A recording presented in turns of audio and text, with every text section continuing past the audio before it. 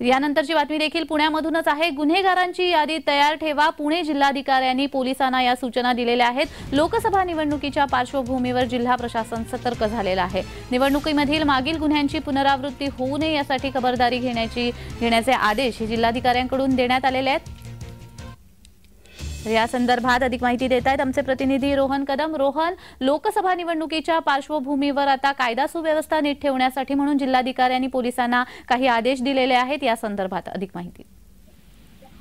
नक्कीच खरं तर आपण गेल्या काही दिवसांपासून सातत्याने पाहतोय की पुण्यातली गुन्हेगारी जी आहे, पुणे शहरातील जिल्ह्यातील गुन्हेगारी जी आहे ती पराकोटीला पोहोचलेली होती आणि याचाच जो आहे तो राज्यभरामध्ये इम्पॅक्ट पडलेला पाहायला मिळत होता। याच पार्श्वभूमीवर 2024 ची लोकसभा निवडणूक येते आणि लोकसभा निवडणुकीच्या दरम्यान असे कुठलेही प्रकार होऊ नयेत, गुन्हेगारांचं उदात्तीकरण होऊ नये, गुन्हेगारी शहरामध्ये वाढू नये, यामुळे जिल्हा अधिकाऱ्यांनी जिल्हा प्रशासनाच्या माध्यमातून जे ते खबरदारी घेण्याचं आवाहन पुणे पोलिसांना केलेलं पाहायला मिळतंय।